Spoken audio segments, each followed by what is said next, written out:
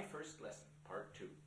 So now we've got our guitar tuned and we've practiced a little bit this up and down motion of the pick, and we've learned that to sit in a relaxed posture but with a straight back, and to have our shoulder relaxed and our elbow resting on the instrument with the crossed legs is a very good way to get strength and relaxation.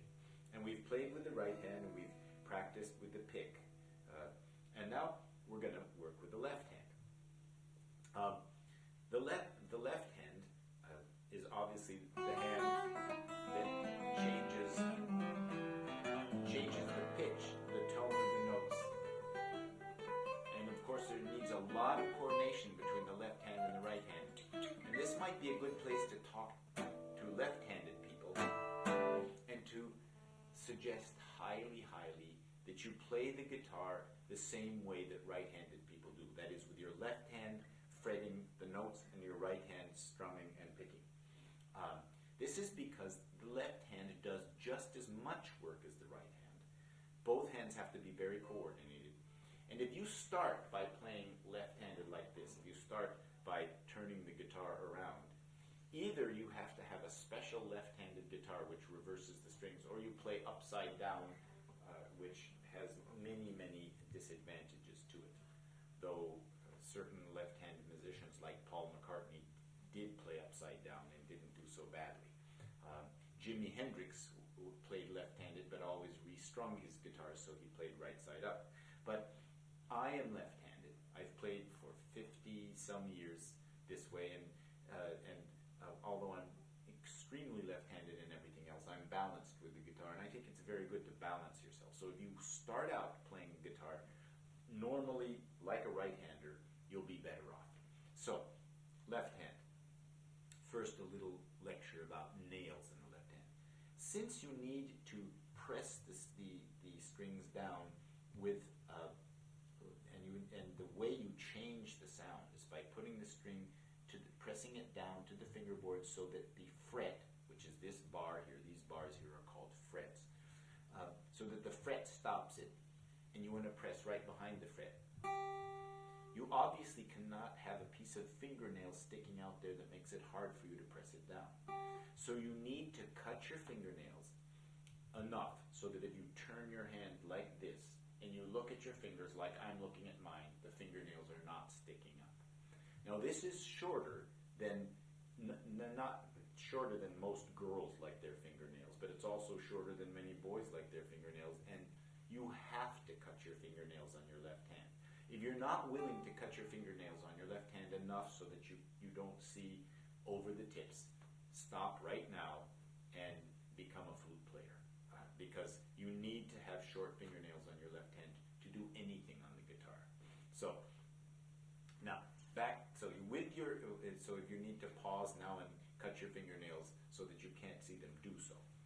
Because again, if your fingernails are long, you're going to already start getting in bad habits, squashing your fingers because you can't get them around the string. So start from the beginning with nicely cut fingernails.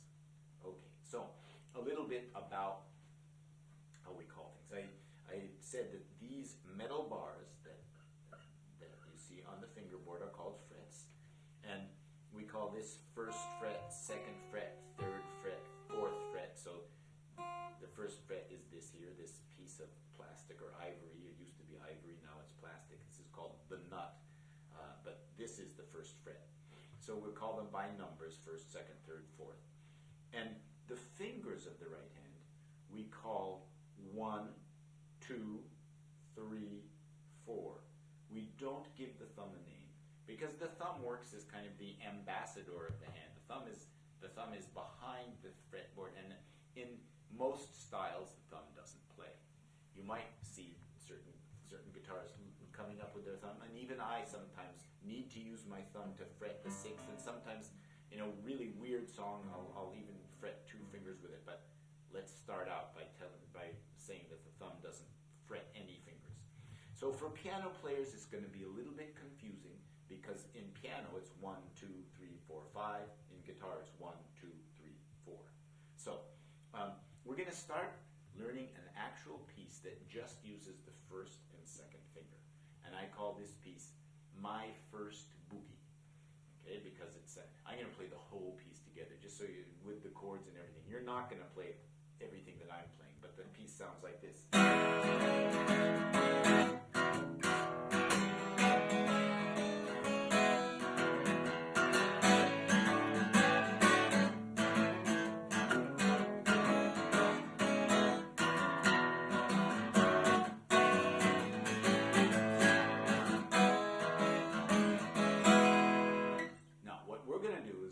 First version we're going to play is, but we're going to do it a little slower. So let's take our first finger, that's this one, and remember how I said that the thumb is the ambassador. The thumb is the ambassador of the left arm. The thumb is going to be behind the neck like this, not over. Sometimes you're going to see my thumb sneaks over, so I don't always practice what I preach. But the way for the beginner to start is have the thumb be behind wherever the second finger is on behind the neck, not sticking over. All right, so because I'm going to be playing on the second fret now, the thumb is going to be behind the third fret. The thumb is going to be behind wherever the second finger is. Yes, we were saying what we do with it. Let's go back to the left hand position. So if we're playing today with fingers 1 and 2, and they're going to be the whole time they're going to be on frets 2 and 3. The thumb is going to be behind the third fret, or between the second and third fret, behind where the second finger plays. The thumb is not behind it's not here behind the first finger, it's here behind the second finger. So thumb is behind the second finger. Now, the wrist is curved and the thumb slightly holds the wrist there, so the wrist is extremely relaxed. Why don't you put the thumb here behind the third fret and just swing your wrist back and forth to make sure that the thumb is holding it there and the wrist is nice and relaxed, and even wiggle your fingers a little bit. Okay, that's how it should be. You don't want any tension here. Now as you press down the string, there are 3 rules, 3 important principles of left hand playing. First, you should play with the tip of your finger. Okay, the other 2 rules sort of follow from that. The tip of your finger. That's why I said you had to cut your nails, because you have to play from the tip of the finger. The second rule is play right behind the fret, because it takes less effort to press down the string and get a clear sound when you're right behind the fret. If you play over here, much more effort it takes to make a clear sound. So it's playing with the tip of the finger, playing right behind the fret, and connected to both of those is the rule that you want this last joint of the finger to be as perpendicular as possible to the string. So you don't want to be playing like this, but you want to be playing from above. Rounded hand with a perpendicular last joint. So the third principle is that the fingers need to be curved in a way that this last joint, this joint here, is as perpendicular as possible to the strings. You see how where I played the finger comes right in from 90 degrees to the string. Not like that. Of course, there are times when you have to. There are things like bar chords, but right now, for the single string things we do, they're always coming in perpendicular. So, what are the three principles? Playing with the tip of the finger, playing right behind the fret, and playing perpendicular. I'm going to start over with